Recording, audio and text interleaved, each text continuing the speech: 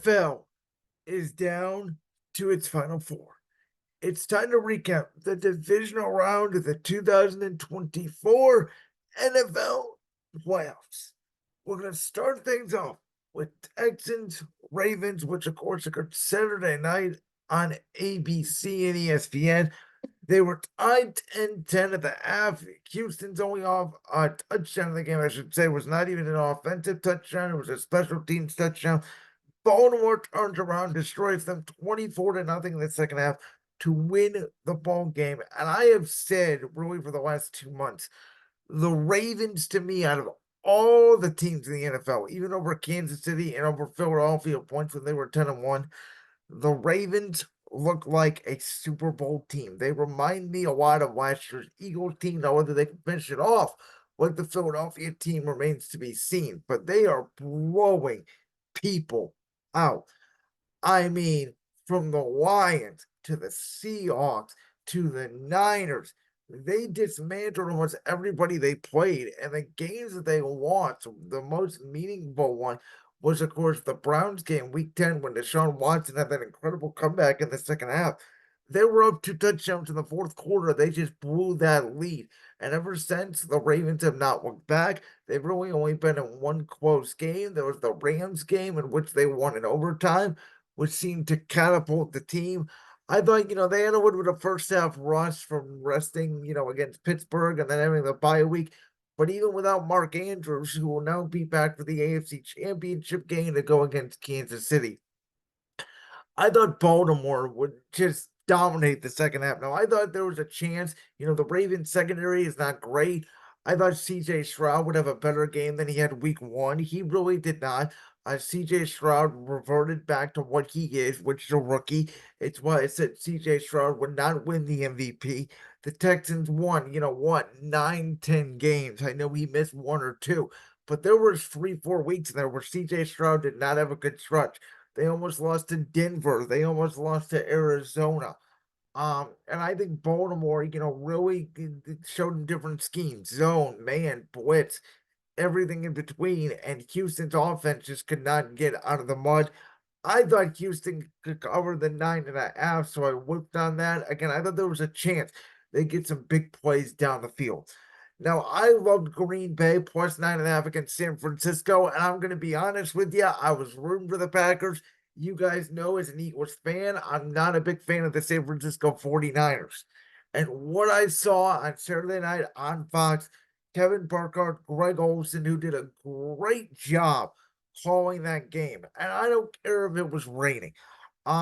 Jordan Love, even though he threw that interception at the end of the game, I thought Jordan Love vastly outplayed Brock Purdy for the majority of the game. I thought San Francisco really struggled once Deebo Samuel went out, which I find really strange that as a quote unquote Super Bowl team, the Niners really struggle when one of their weapons, Deebo Samuel, goes out. I think their entire offense goes out the window. I did not think Brock Purdy had a good game. I thought he got away with some incredibly dangerous throws. The one to Jennings should have been picked. He had one to Darnell Savage, and if Darnell Savage caught it early in the first quarter, probably could have been a pick six, took it the other way. Green Bay dominated mostly that game, but the game flipped on the Carlson missed field goal. And this is what I have said. When you watch the Ravens, when you watch the Cowboys, they had the two best kickers in football this year. Justin Tucker for the Ravens, Brandon Aubrey for Dallas. Now, we did not get to see a ton of Brandon Aubrey in the divisional round game because Green Bay just took it to Dallas, and Green Bay is ascending, and they're going to be even better next year, and they have a chance to knock off the Lions in the division because the Lions are going to lose Ben Johnson. I don't think they're going to be as good next year. But if you don't have a kicker, we watched the Ravens with Justin Tucker. Justin Tucker absolutely changes games. And we talk about, quarterback, weapons, offensive line, pass rush. That's the key to having a successful football team. And we all know that. But I would make the argument if I was building a football team from scratch, my first three picks would be quarterback, kicker, and backup quarterback. if you don't have a quarterback that you can trust, whether it's your starter or your backup, because you know your quarterback's going to get hurt. If you don't have a, excuse me, a reliable quarterback, and if you don't have a reliable kicker like Justin Tucker, and by the way, from 60 yards out, Justin Tucker can completely change games. You're going to lose games. It hurt the psyche of Green Bay. They cannot recover. Brock Purdy drove down the last drive, and San Francisco, in my opinion, escaped from Green Bay because of that missed kick. Because, yes, Green Bay did block a kick at the end of the first half. It helped them survive. It would have been a 10-6 game. Then they came out, they got the stop in the second half. And outside of the one punt by Green Bay late in the game, San Francisco could not stop Green Bay. It was more of Green Bay's undoing. Jordan Love, young quarterback, made some mistakes. But the Niners really struggled here against a number 7 seed that everybody said, Vegas said San Francisco was way better than. Excuse me. The line was 9.5. And Green Bay, in my opinion, significantly outplayed San Francisco in that game. Now let's get to the Lions and Bucks game because I thought Detroit did not play that well until the fourth quarter. I thought Baker Mayfield and the Tampa Bay Buccaneers, so I like what the Packers did a phenomenal job of staying in the ball game. And when they went to halftime 10-10 after that big Mike Evans catch against that Detroit secondary, which we know outside of their safeties, Brian Branch, CJ Gardner Johnson, they don't have really any corners, and Tampa Bay exposed that, which is why it's going to make it really interesting to see what San Francisco does against that Detroit front. But Tampa really exposed it, I thought, with Mike Evans. They should have got Chris Godwin more involved than they did. They really could not run the ball with Rachaad White, which was their undoing. Now, Detroit had some clock management issues I did not love. Ben Johnson, who I think is a good play caller. I think he's going to be a head coach in this league one day, maybe for the Commanders as soon as a couple weeks. But the more and more I'm watching Detroit, I don't love Ben Johnson's play calling throughout the entire game. He either has a masterful first half or a masterful second half. I think sometimes he gets into too much rhythm of that call sheet and wants to throw the ball instead of running the ball and working clock. I mean, Jahmyr Gibbs at 70 yards, but he only had 8 carries. And that game really shouldn't have been as close as it was. The Lions dominated throughout, but they let Tampa get back in the ball game. I don't understand what the math is on that. I think momentum is real. I would have kicked the extra point instead of going for 2. And if you are going to go for 2, it's the worst play in football, and I've never understood it. I don't like goal line fades. If I have an offensive coordinator, I never put goal line fades in my offense. It's such a low percentage play. You have to make a perfect throw and a perfect catch for it to execute. It may be executed once or twice a year. And that, by the way, from that tight formation is even harder to do so. So I get it. And Mike Evans jumps back for the DB. It's probably a PI. But at the end of the day, did not want the decision, did not want the play call. Yet Detroit, again, instead of running the clock out, threw it at a sack, couple incompletions. Tampa got a chance to get the ball back, and Baker Mayfield did what Baker Mayfield does, which is throw an interception, like he did on the first drive of that game. Detroit covered the 6.5, which I predicted they would. I said it'd be close, 7, 8 point game. Should have been a 7 point game, but Tampa decided to kick the field goal. Pretty much called that right on the head. And for all those Cleveland Browns fans up there obsessing over Baker Mayfield, I don't get it.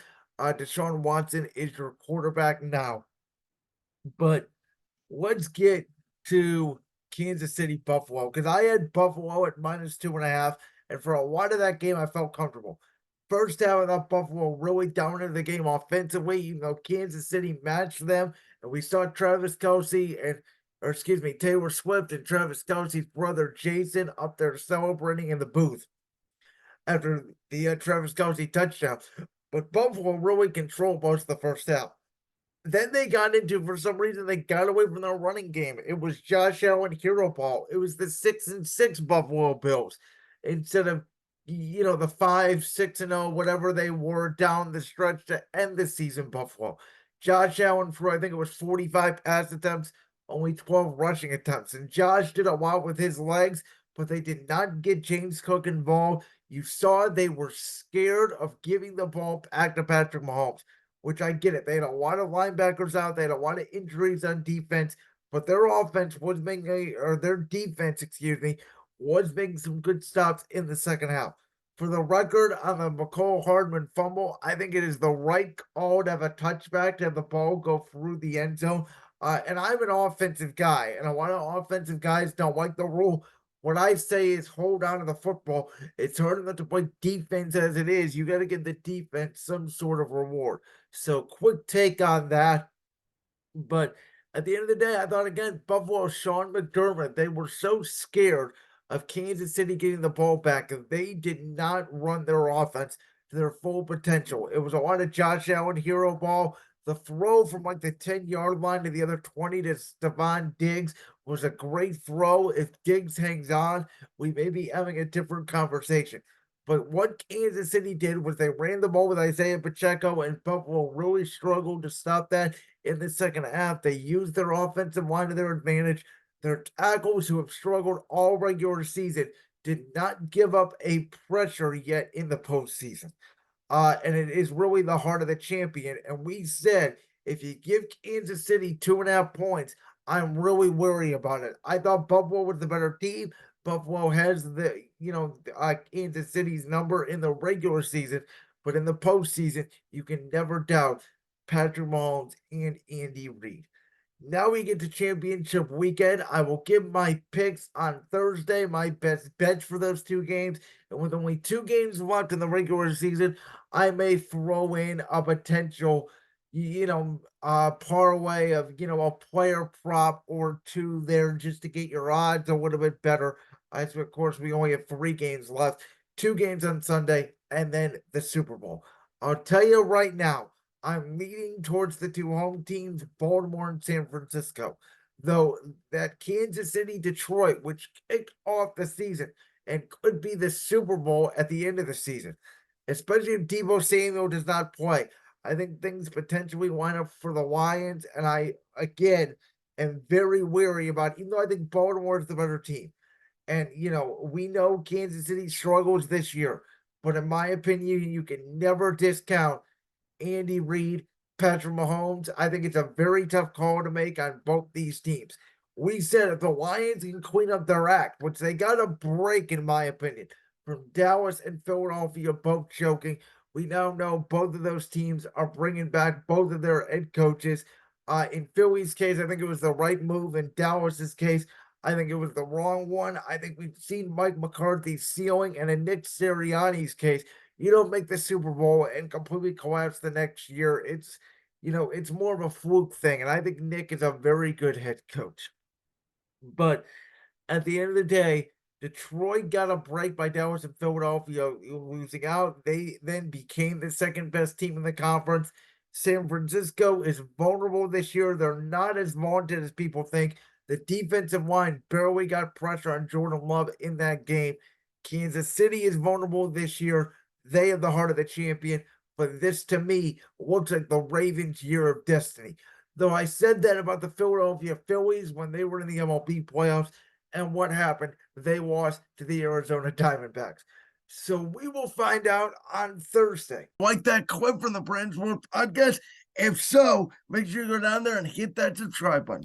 While you're down there hitting the subscribe button, make sure to also hit the notification bell so you never miss another upload. And make sure you check out all the other clips from the Brands World podcast right here on YouTube.